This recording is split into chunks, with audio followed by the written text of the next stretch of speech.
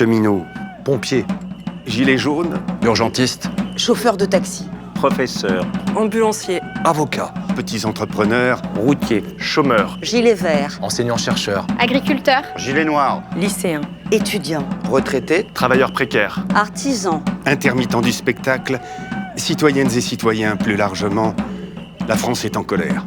Qui peut affirmer le contraire?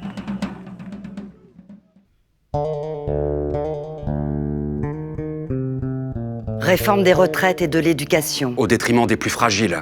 cadeaux aux ultra-riches, Dont la suppression de l'ISF, vente des biens et services publics au privé, avantages aux élus, aux fonctionnaires, cécité sélective sur l'évasion fiscale, Servilité face aux banques au-dessus des lois. Augmentation d'impôts déguisés pour les moins riches et réduction masquée pour les plus riches. Durcissement du régime de l'assurance chômage. Signature du CETA, inertie écologique et greenwashing. renforcement des inégalités de traitement judiciaire, corruption, Impunité dans les affaires. conflits d'intérêts, mensonges d'État, Et propagation de fake news par des ministres. Atteinte répétée à la liberté de la presse. atteinte à la liberté de manifester. répression policière ultra-violente, Mettant en danger de mort des citoyens inoffensifs. voici le bilan du président Macron et de son gouvernement.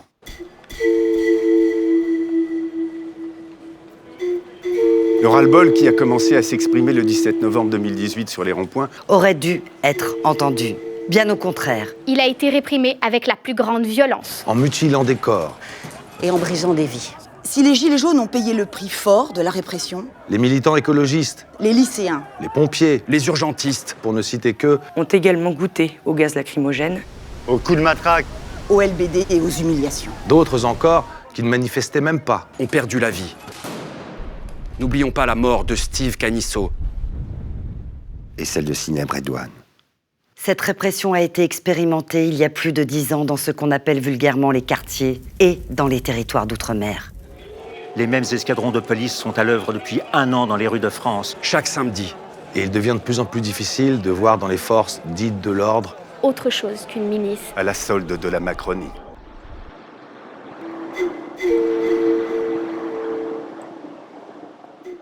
Alors oui, nous avons toutes les raisons d'être en colère. Envers un pouvoir qui ne souffre aucune contestation ni protestation. Au point de bafouer nos valeurs démocratiques et de s'affranchir de la loi. quand cela peut servir les intérêts de la classe dominante.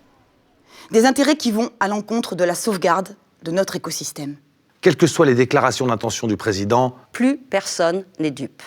Emmanuel Macron et ses amis oligarques ne se soucient pas plus du climat. qu'il ne se soucie du sort des travailleurs d'une usine qui ferme ses portes. Ce pouvoir autoritaire, Essaye de cacher son vrai visage. Avec la complicité des grands médias mais nous savons tous qui commet des crimes. Nous savons tous qui crève des yeux. qui arrachent des mains. Et quand la violence n'est pas physique, Elle est morale ou économique. Souvenons-nous Des coups, des tirs, des suffocations, des larmes. de la terreur. Cette violence envers nos corps, nos âmes et nos droits. est insupportable. Devons-nous tous nous tenir le doigt sur la couture du pantalon devant une clique de malfaiteurs qui pillent notre bien commun? Et qui n'a de gouvernement que le nom.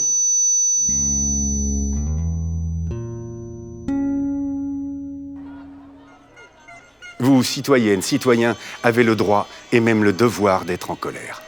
Les Gilets jaunes ont montré l'exemple en initiant une contestation. Dont de nombreux Français ressentent plus que jamais la nécessité. Car il en va de l'avenir de nos enfants. De leur santé et de leur liberté. Il en va plus globalement du monde dans lequel nous voulons vivre. Et de l'avenir de notre planète.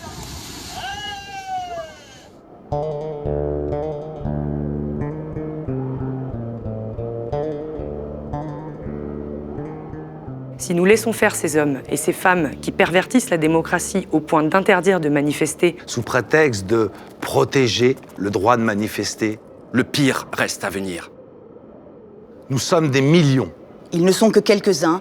Et c'est ce nombre qui fait la différence. Alors faisons des 16 et 17 novembre 2019 des jours de colère et d'unité. Manifestons, tous ensemble. En citoyens responsables, Solidaires. Avec ou sans gilet, En humain fraternel. Toutes corporations et métiers confondus.